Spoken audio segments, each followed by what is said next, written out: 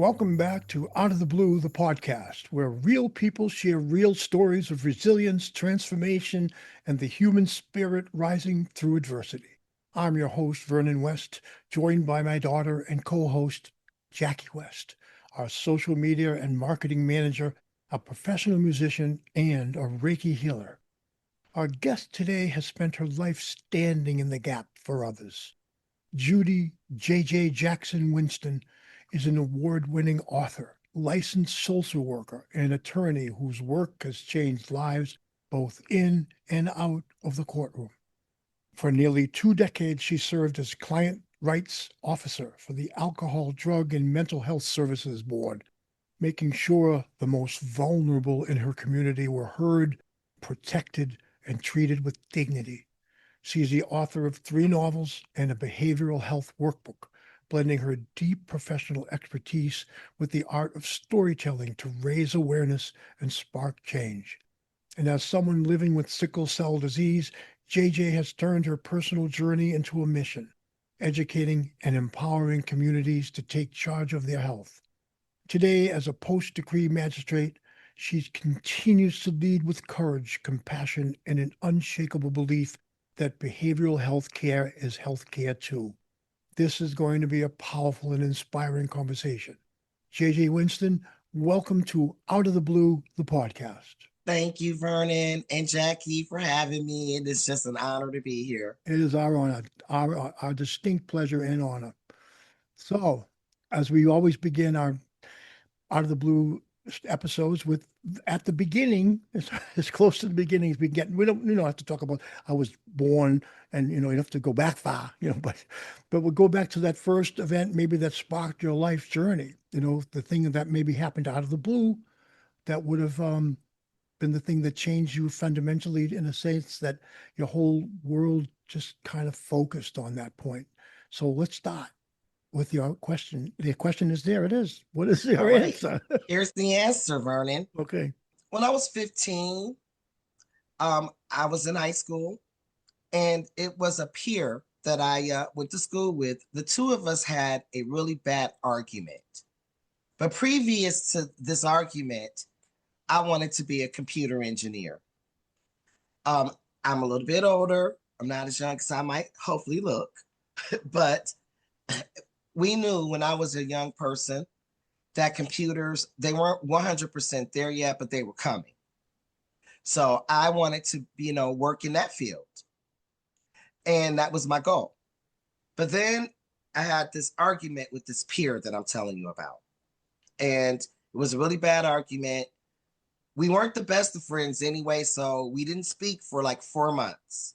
She came to me and apologized and told me she was sorry for our argument and asked me, could we be friends? And I told her yes. And the very next day, she committed suicide.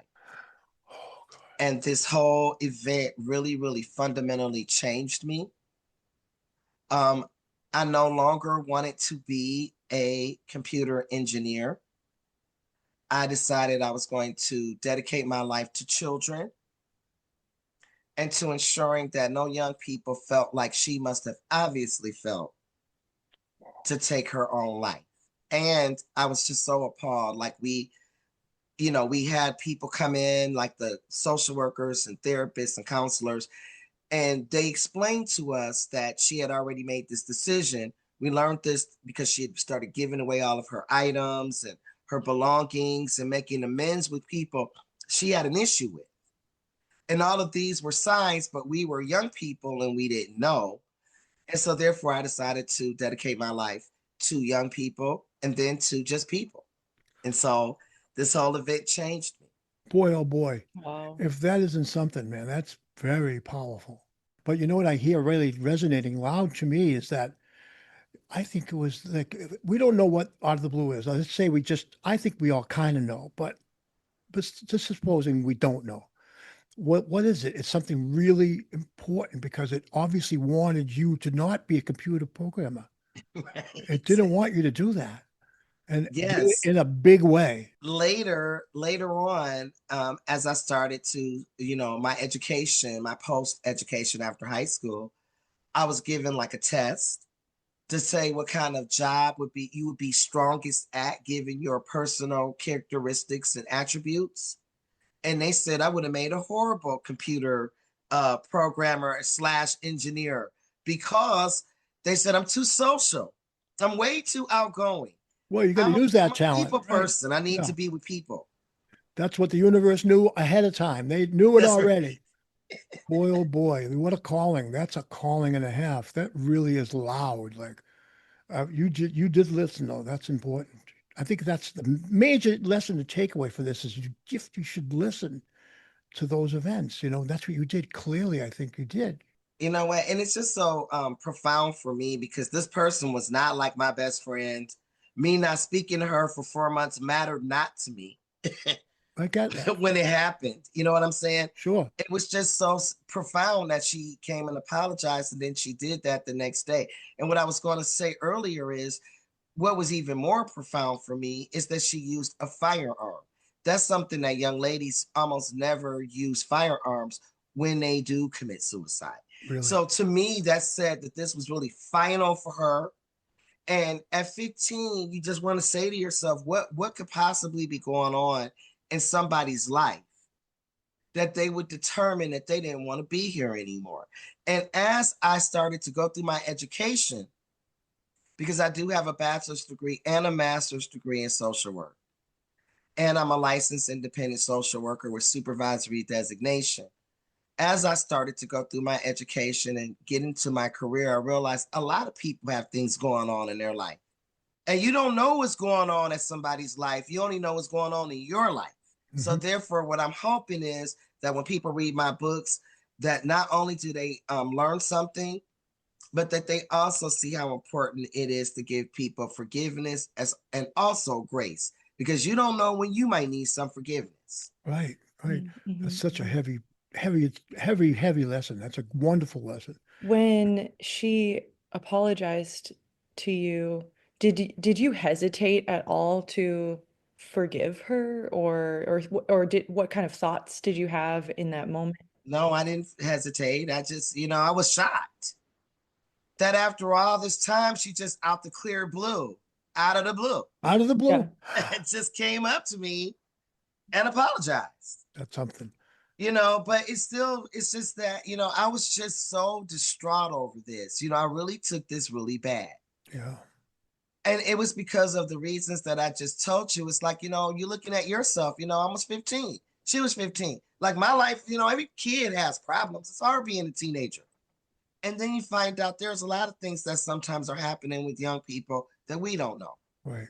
And we need to really give our kids grace and help them if we can. Yeah. Yeah, like really listen. Yep. Listening to those things that happen out of the blue too. That's so key to this. Hearing those messages that come from, out of the blue. We don't know where that means. I mean, I have ideas about where it means, and I'm sure everybody can have an idea about that. And we're not talking about that. But go on now. So this journey starts you off after high school. What did you do? What was your next steps? Well, what I did was I worked. First, I went to college, but while I was in college, I always did all this kind of volunteer work with teenagers and young people. And I was somebody who went straight through school because I knew that if I took a break, I would quit. So, so I just went straight through for all of my degrees.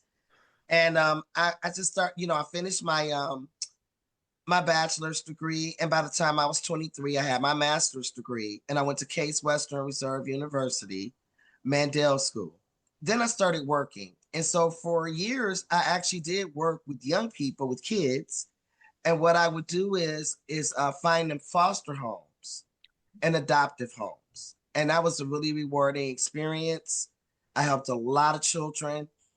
I have run into young people that got a home for when they were kids.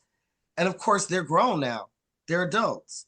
And I run into them and I have no idea who they are, but they never forget me.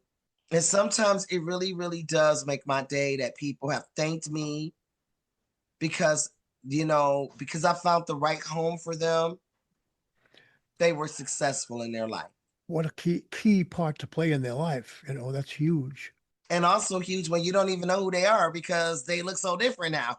And there's so many, and you must have done it for hundreds of people. They have to remind you, you know, who they are. And then after I did that, I actually went over to the Adams Board and I worked there for 19 years. But while I was working doing the adoption and foster care, I also was in law school. So I went to law school at night. And then I just used all of my talents and skills to be a voice for people who have substance use disorders and mental health issues. And we just kind of put it under one umbrella as behavioral health. So I was the advocate. And so I would investigate abuse and neglect in our licensed facilities, and also rights violations, and also in our adult care homes. That's a real concern sometimes. What happens there? You know, It is.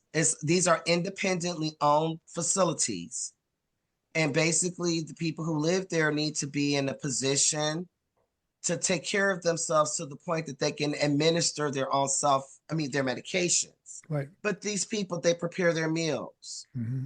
They, you know, they make sure they have a breakfast, lunch, dinner, a snack. They're supposed to watch them take their medicine, and they just are supposed to be, you know, supportive. You Right. know, give them, you know, support. But people are independent enough to be able to be in the community. But unfortunately, you know, people who have these type of issues are sometimes victims. Actually, more often than they are the perpetrators, they're more often victims. I believe that. Because people know that they have these issues and they use that as a way to take advantage of them. Oh yeah. Oh yeah, definitely. I only have one experience with something that reminds me of this. When I was in the hospital for a stint, um, I had it was during COVID, and a lot of the nurses were sick, so they had replacements coming in, and the night shift was a bunch of replacements, and they were coming from adult care facilities, and they had no experience in where I was, and I noticed this really almost borderline abuse. I mean, I don't want to get into specifics, but I actually talked to the head nurse about it and told her they were doing this. He explained to me they were inexperienced and they were used to dealing with Alzheimer's patients. And I said that really wasn't a reassurance to me. That made me feel like how are they treating these Alzheimer patients? You know what I'm saying? Yes. And that's also what I mean. Like, you know, you have people, and I've worked with that plenty of times too, with people who have dementia or some other type of memory loss disorder. Right. And they can be being abused and they don't remember they're That's being right. They abused. don't even know. Yeah. You know, and I remember once having to investigate a home where they weren't giving them the proper staffing, the people who had memory loss issues. And one person thought the other person was his spouse and every day was forcing her into sexual relations. And basically, you know, the next day, neither one of them would remember. It was really, you know, and those are the kind of things where you need somebody to stand up for you. Yeah, definitely. You need some oversight. Absolutely. And that was part of my job, is to be that oversight. Somebody had filed a complaint and I went out and I spoke to there, you know, there was like maybe one or two residents who did have some memory loss, but it wasn't to the point that they couldn't remember. And they were able to corroborate, you know, what was happening. So you handled some bet you some sticky situations in that I situation. have. And, you know, one of the things that I would do is I'd also would refer people so that they could receive the appropriate services. And oftentimes I would have professionals who would call me and they would whisper and they would ask for help, but they would be whispering because they were fearful Right. that their peers might hear them. The And if their peers. peers knew that they had this as an issue, they were very, you know, fearful that they would lose their employment, lose their livelihood, you know, lose the things, and that people would actually think that they were stupid. Oh boy. So trying to get people who were professionals, trying to help them sometimes is really difficult because of the stigma attached to just having these type of issues and even with treatment. So, you know, that's where my characters were born. The characters for your novels. Right, for my novels, absolutely. Because when we think of substance use disorder or we think of mental health, we often think of people who are poor and marginalized. And we don't think that, that we don't understand that this is an issue that hits all of us. It has no color, it has no race, it has no religion, it has no socioeconomic status.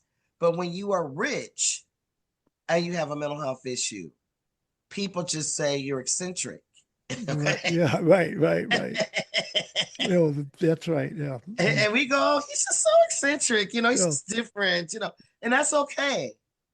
But if you are poor and you have these issues, we go, that person's crazy.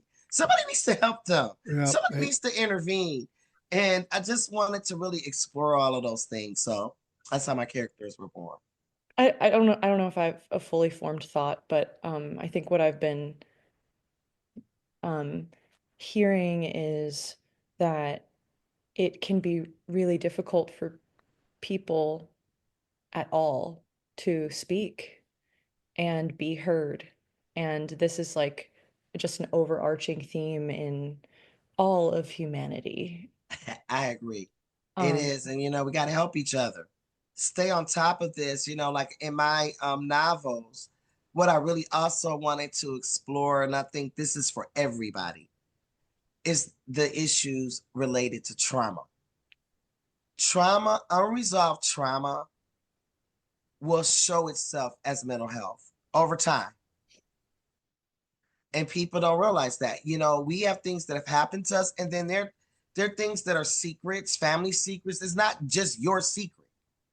Like maybe you do want to unbury yourself, but it's not just you. Other people are involved too. And you have to be really careful. You don't want to is out. that also what you would say, what you might call genetic trauma that like has passed through um, Yes. years and years of being born in the same family or I, you know, through people? right. I think that what happens is, we have so much like, things that we're dealing with. And it's not something that just happens to people who are poor or middle class or rich. It's just the human experience. Being human is not easy. Hmm. You have to have phenomenally low times sometimes so you can appreciate the great times. We have high highs and low lows in life. But do we have enough support um or even education around when we get to our low times? We don't, but we're doing better. Hmm. What's happening now, particularly after COVID, is people are starting to acknowledge and understand mental health more. They're starting to say, hey, they're going to be honest. We're being more honest than we used to be. But even in some communities, that's still something people are still afraid to do. So one of the reasons why, I wanted to make my characters are African American is because in African American communities, not all, not everybody, when we talk about this, it doesn't mean this is everybody, but some people really believe strongly, it's already hard enough having, an issue, just being African American and people being racist to you and people being rude to you and disrespectful. Why would I want to add something else? So now you want me to have all those things and you want me to have that label too? And that's very difficult. And we'll say, look, you survived so many other things. You should be able to survive this. And it's just really bad advice. That's terrible advice. Right. What we should do is if we understand how important our minds and our mental well-being is to the rest of our health. If I'm so stressed out and I'm not dealing with that, I will also start to have physical problems. I have high blood pressure. I'll have, other issues that can put me at risk. So what we need to do is to, first off, not be so judgmental to each other and create safe spaces where people feel like they can be able to be honest and say what's going on. And also, when they're honest, we support them. It's all about love, really, when it comes right down to it. What makes an environment conducive for people to be honest with each other? I think we need to encourage each other that we are going to listen to them. And we need to also remember there's certain things that when we get upset with each other that we don't do to each other. If I'm talking to you and I tell you something about me don't get mad at me and then throw it up and use it as a weapon against me. Because if you do, that's not going to make me want to come tell you things about what's going on with me. We have to learn how to have disagreements better. Like nobody, if you get along with somebody all the time, it's probably something wrong with you. That's just not even human.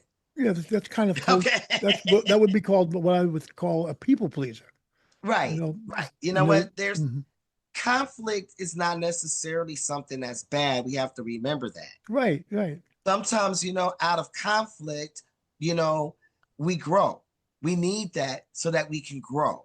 If you're the same person at 60 that you were at 20, shame on you. I get that. Okay, that means you haven't grown. We all Really. should be evolving and growing, becoming better, becoming more understanding. That's what happens as you get older. The things that bothered you at 20 don't bother you at 60 Right. because You're you've transcended Yeah, that. you've transcended those little things. They seem That's right. they go in smaller in your perspective. What if you're a person who is really afraid of conflict and you have thought about how in your childhood there was a lot of volatility around you. So you just kind of move through life like really being afraid of conflict, even though you know it will help resolve things, but you don't necessarily associate it with safety. You associate it with danger. Like how can someone who's afraid of conflict create more safety around entering into that? I think that the best thing to do is to work with someone. Get yourself a therapist who will help you do exercises to help you start to gain some of that strength that you need. I'm going to tell you what I do see also. I see people who grow up or to get older and they never confronted whatever it was that upset them. And then the person who was the source of anger passes away or something before they have an opportunity to confront that. And sometimes they have issues, real serious issues. What we always got to remember is tomorrow's not promised to any of us. So we should be trying to live every day like it could be our last. Okay. Yeah, I definitely feel that. And, understand that, there could be things that you're upset about when you were a kid. You don't understand. Yeah. It might be things that people did that you saw as a problem that when you got the full story, you might see as a blessing. Mm-hmm. Right. But some things you can't tell kids. I got grown kids. All my kids are grown. And now that they're older, things that I like when they were younger, their perception of perhaps of me. Let's just use me. Let's use me as an example, Jackie. Yeah. Like maybe when they were younger, they thought I was mean or I was stern and now that they're older, they now have a full understanding because things that I couldn't tell them when they were young, I can now tell them as adults. And now they have an understanding and go, oh my God, you weren't actually mean. Like you should have did that. Like this is important. You should have, but they don't know that because they were kids and there are certain things you can't tell a kid. Right. Mm-hmm. It's not appropriate. No.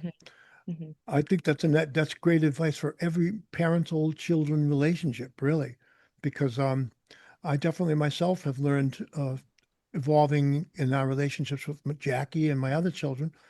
Definitely, this is what happens. You unearth things that happened years ago, and you can now explain them better, why that was so. And they have now more perspective as human beings, and that's wisdom. I was thinking about it kept popping in my brain, so I'm going to say it. I don't know if it's not off. I know the story the story of how a pearl is made. It's a pretty remarkable story how an oyster, Oh yeah, pearl, right? The an oyster, pressure. an oyster gets a piece of substance or a grain of sand that Yeah, irritates them. It irritates them. It pisses them off. right. It angers them. And so what do? They form this beautiful shell around it, which is basically the same thing the shell is made of, oyster shell, right? And then it comes out as a pearl. It doesn't bother them anymore, and we use them as things of beauty. That's We right. make chains of them. So, I mean, I always think of that as like a good analogy for stuff we go through. And if, Absolutely. if we get this thing that irritates us, chances are we need to learn from it. Absolutely. So I'm hoping people will pick up my story. I really wanted to shed light on mental health, but then in my second and third books, I wanted to add some new themes Well, tell us about besides your this. books. Let's hear about the books. Yeah, so my first book is called The Anniversary. I'm gonna put that Show it. here. Show it. Beautiful cover. Yes, as you can see, Jackie, maybe you can't because I don't think you can see this one in front of me, right under me. But these are behind me are the pieces of art that my covers are made from. See, this is the commemorations. You can see that one behind I've me. been admiring them. Yeah. Yeah, this is my second book cover. And then my last book is called The Revelation. And it's a series. And it follows a family here in Ohio where I live. And basically one of them, they're both professionals and they have a really nice life. But one of them uncovers information about his past that basically causes him to have basically a breakdown and everything that happens because of it. And it deals with so many different topics. And So let's talk about like the evolution. This stuff. What prompted that first book? The first book actually was a short story. And I gave it to a professional writer who read it and liked it so much, he told me I should develop it into a novel. What made you write that story? I just wanted to basically, like I said, I saw this commonality of so many professionals calling me, whispering, afraid that if people knew what was going on, that basically, they would be ostracized by their community, by the people they work with. They would lose everything. And that does happen. And some people really do need help. Some people need help. And you know what? And I'm just going to speak plainly. And sometimes people don't like what I say. I keep it like really honest though. We do have duties to our family members and friends. I don't know your family. I know my family. I remember I worked with the young man and he said, his family called me. He was the only boy in the family. And the people weren't from Ohio. They were from another city, but they moved to Ohio. And for whatever reason, this man's childhood home had just really significance for him. So they realized that he was suffering with the mental health issue. They did get him, treated, but he didn't want to take the medicine. So what they would do is they would bribe him. And they would tell him if he took the medicine, they would give him so much money every day. But so, that's what they did. But basically, he really wasn't taking the medicine. He was just tricking them into believing that he was. And then he had money. And so, long story short, he went to the city that he came from and went to the house that he used to reside in and broke in, basically. And these people came home, and he's lucky because, there are people who will kill you if they come home and you are in their house. And it's Yeah. legal. It Self-defense. sure is. Yeah. It sure is because that's their castle, that's their dwelling. Yeah. Right. Yeah. And so, but luckily these people were able to get this young man, they got him out, they got him help. But the family was like, when they take him to the hospital, he's so convincing. And he would say to the doctors, my family, they're exaggerating. I didn't do these things. And, the doctor doesn't know them. They don't know what his baseline behavior is. They just don't know. I don't know that. So I suggested to the family that they videotape him when he's in this state. And, he would tell them he was Jesus. So they brought him to me to talk with him. And he said, Miss Winston, they're just exaggerating. This isn't true. I never said I was Jesus. And they pulled out the tape and they played it. Where he clearly said he was Jesus. I said, that is you, is it not? You did just say you were Jesus. And what was his response? He dropped his head, which means that something's wrong. Sometimes, you have to understand that it is difficult for all of us. That's what made me write this book. It's difficult to tell people that you're different. Nobody wants to be different. You want to be like everybody else, and particularly when you're young. And that's your first book, It's called The Anniversary. The Anniversary. Right. And I named it that because people don't realize that there are anniversaries that are not always good. Let's use an example 9/11. Oh, yeah. 9/11 is a day that's the anniversary of the bombing of our Twin Towers, or, Right. they taken down of our Twin Towers. A horrible day. Right. It sure was a horrible day. It is actually my brother-in-law's birthday. And up until that day, it was just my brother-in-law's birthday. But then after that day, it became 9/11. Right. And it was an anniversary. And I want people to understand that all anniversaries are not good. And everybody has anniversaries they're dealing with that actually mark something bad that happened.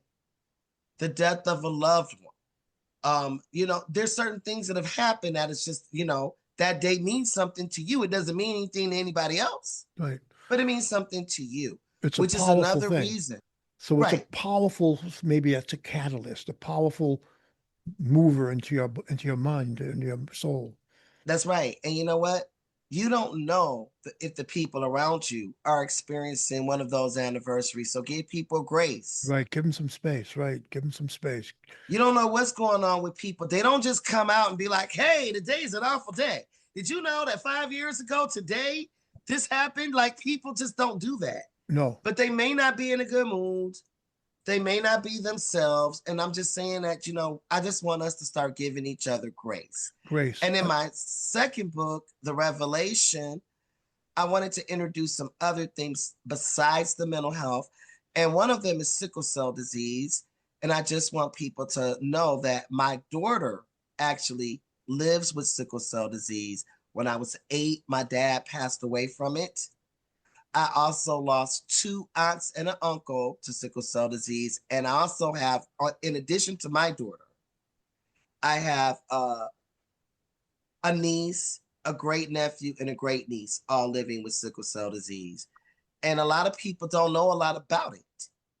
And I wanted to use my novel as a way to basically help to raise awareness about it, so people understand it more, and just so your audience understands what it is. I think that's It great. is it is a defect in my daughter's red blood cells. Right. And instead of being circular and soft, they're shaped like a farm sickle, Right. abnormally shaped, and they go through her veins and her arteries, and it causes immense pain. My daughter looks the picture of health, but sometimes she's very ill. And so I could see the parallels between mental health and sickle cell disease, and I wanted to include it because people with mental health disease or defects or issues, oftentimes you won't know there's anything wrong with them until something's wrong with them. They're fine until they're not. And that's the same thing with my daughter and her illness. And then lastly, I wanted to interject and put human trafficking in my novels. Is that in Revelation? That's in the Commemoration and Revelation. And the Revelation is all 3 themes. But Okay. what I did is, the first one is more focused on mental health, but the second one is mental health, sickle cell, and human trafficking. And the third one is mental health, sickle cell, and human trafficking. Why I wanted to include human trafficking is because in my state where I live, human trafficking is big. It's like number 4th in the nation. And people often think about human trafficking. They often think about sex. And I want people to know that human trafficking is not just sexual. We have a lot of people who are forced into labor, and they are forced to work pretty much for nothing. And that's human trafficking too. It's basically slavery. So I want people to understand that. Well, I think people would understand that indentured servitude almost. That's kind of what it Absolutely. is. And then I think what examples of it did you encounter any of those people? Oh, Did you yes, know about that? I did. I had people who were brought to this country who don't know how to speak English. They're dependent on a relative or family member or somebody from where they're from. And we have to remember that there are in other countries, there are people they're afraid of the police. Their police are not our police. Right, right. We have to remember that there are places where the police are corrupt. And so therefore the people are fleeing that country because of the corruptness, but then they're very afraid. But I remember I had a client that had to make Chinese food like 18 hours a day. I also once worked with someone who basically didn't have enough money to reside in her group home or adult care facility. So basically, the owner used her as a slave, would make her do all this work. I mean, just outrageous work. Oh, wow. And that's illegal. Of course And we it is. want people to know about it. So I've just been trying to use my novels as a vehicle to raise awareness about a lot of different subjects, and to also talk about the strength of family, and again, forgiveness. And in my novel, my main characters lose a child, and also dealing with grief. A lot of people are dealing with grief, unresolved grief, and that can also manifest into a mental health issue if it's untreated. And physical health eventually. Yeah. Absolutely. People Oh. get sick because they're dealing with just crushing grief. Yep. And there are places that can help you. Like I know I have somebody that I know that lost their child. I know lots of people, but I know somebody who lost a child due to a drug overdose. Oh, boy. And she was telling me she went to a support group with other parents who also lost their children from a drug overdose. And that really helped her. Absolutely. I can see that being so powerful. I can see this journey of yours is kind of magnificent, really, as it unfolded into your journey, bringing you to do an action. Your life was in actual rubber hits in the ground. You were actually boots down the ground. You were helping people with your skills, and that I wonderful tried. skill of being able to talk to people. And that's Yes, amazing. And then you take that to even further. Now you're developing it into becoming, having a voice in the novelist world to I'm trying. put out entertainment, but it's educational. It's, Absolutely. which I don't think anybody who is a good reader, most people who read, don't just read for entertainment. They want to hear something to learn at the end. By the end of the story, I mean, even if you look at Shakespeare, there's a moral lesson in every play. Absolutely. So there's something to be taught. So when you're teaching through your entertainment, I think that's a very unbelievably high, noble calling. It's not, Thank you. you have to have a real passion for helping to be able to sit down at that typewriter or computer these days and put that stuff onto, make it real, make it something to read. There's a lot, and we know that writing is rewriting, so you spend a lot of time rewriting. I sure did. I have really serious editors who don't play around, and they really were on me. But believe it or not, just a fun tidbit of information. I actually wrote all three of my novels on a Samsung Galaxy That's tablet amazing. Oh, that's cool. because, believe it or not, just I cannot stand being behind the computer for too long. I do it all day. I actually end up writing on my phone more now these days. It's crazy. Yes, and see for me the phone is too small. It gets small. It gets a little aggravating, Mhm. especially with my fat fingers. I have very Right. fat fingers. I, Absolutely. I'm a bass player. My fingers are strong and meaty, manly Oh yeah, I fingers. love the bass. I love music. And so Jackie, you're a musician as well? Yeah, yeah, And I what get do it you from my dad. play? I play guitar and sing. Oh, wonderful. Girl, they would never let me sing. You know that, right? You hear my voice, right? I'm serious. They never let me sing. What would happen is, you know, we be singing, like for the choir, and then everybody say stop. And then they walk up to me and they go, sing. And then I sing, and then they go, okay, stop. And then they go, you know what? You have a really loud voice. You should be the MC. I was always the MC. And that when I was a kid. And that just prepared me for what I do now. Yeah, that's Mhm. great. And I would say channel. You're definitely channeling your ideas through. your voice in. But they never say you can sing. My daughter, she's not like, of course, Bobby as good as the two of you, but she's musical, and she used to play the baritone in the Ooh. marching band. I played the baritone. I love that Okay, instrument. and she loves that. She got like the big award from band and all that when she was young. But I love music. I love music. I love all kind of music, and I'd be, singing with the music, and she says I sound like a dying whale. I Oh asked her, how does a no. dying whale sound? She goes, like you, mom. Awful. Oh boy. Oh. You should Okay. still keep singing though. And I do, because you know what I tell her? I don't sing for her. I sing for me. Yes. Sometimes you do things because you like to do it, not because what other people think. And that's what I hope your audience gets from that. Is that, do things for yourself. If other people don't like it, too bad. And don't let people tell you can't do it. If I hadn't believed in myself, I wouldn't have wrote 3 novels. Right. I used to tell people I'm writing a novel, and they would laugh because they didn't believe me. Because I can sometimes, I'm always making jokes and I'm funny and stuff, that they don't realize that, I got a serious side too. And then when my novels were done, they go, oh my God, you were for real. Yeah. Well, I think it's powerful, inspiring. It's like it's to me, I'm telling you right now, I feel like the bell ringing. And why I say that is because bells are one of the most wonderful sound machines on the earth. They think of how long they've existed, right? Bells are around for a long time. And when I hear a bell, and I've used it in music sometimes, but it's always to express some joy. Like at the end of the song, you ring a bell, like a real sound of a bell. I And love when I hear a bell, it resonates my whole body. I can feel it right down to my toes. And I think that what I love about bells, it reminds me, first of all, joy, but it. also Okay. it's truth. Like when something is true, it rings like a bell, Oh, wow. you That's know? true. And And the you, church bells, because I hear you, church bells all the time around where right. I live at. I And, love them. and think about it, right? What's the guy? The hunchback was always ringing the bell, right? Right. Well, he got the girl.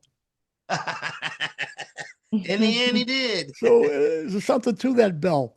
But what I love about this is, oh, JJ, you're like a bell and you're ringing it. Thank you. And it's I very appreciate true, you. authentic, beautiful stuff. And I can't wait to share this with our audience. And of course, we're going to include links to get it so people can get your books.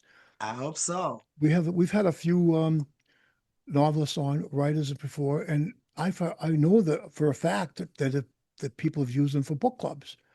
I hope they use my books for a book club, but they've been I'm hoping that people will go and check me out, look at my Goodreads reviews. I got lots of them. My books are resonating with people. I'm just trying to make sure that my messages get out there, because I feel like this is my legacy. When you go, you still have some words here that express what I believe. It's fiction, but I tell people this: fiction is really mirrors life, really. Oh, of Oh, course. definitely. Yeah. Yeah.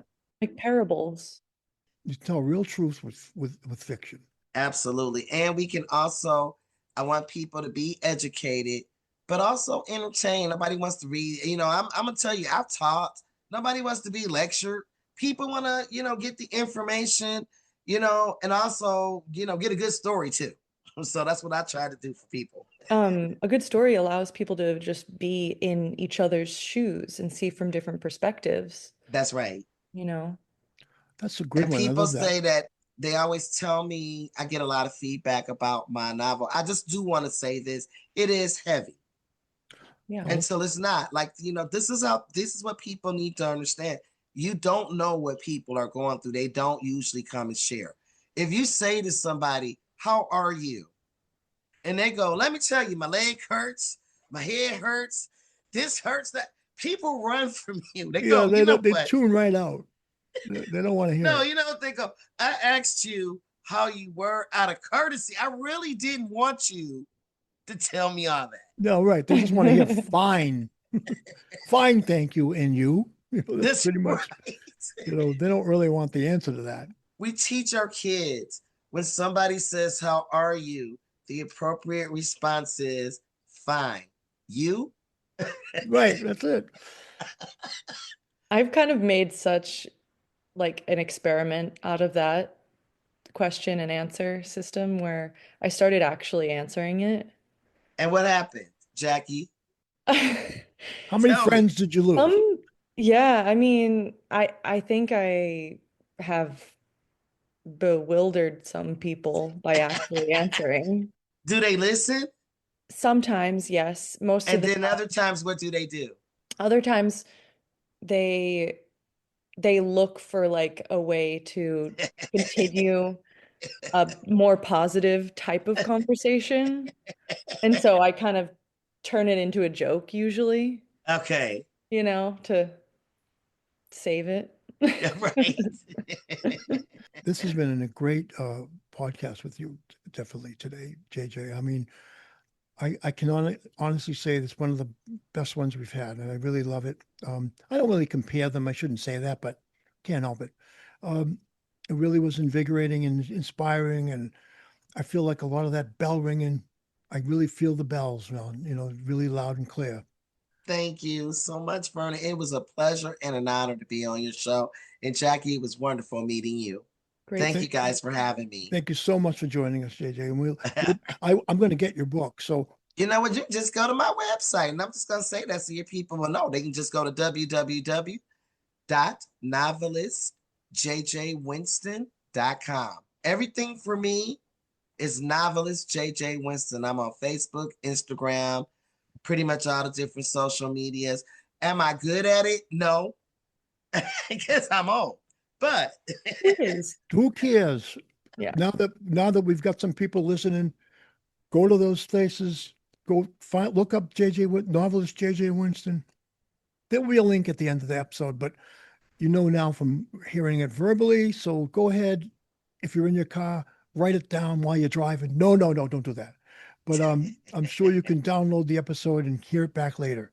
So thank you so much for joining us, JJ. It's been a real pleasure, and thank I you. loved meeting you. And thanks so much for sharing your wonderful story with us. It's been like a bell ringing.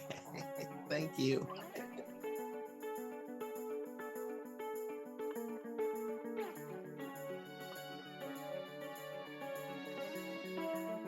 Out of the Blue, the podcast, hosted by me, Vernon West, co-hosted by Jacqueline West, edited by Joe Gallo, music and logo by Vernon West III.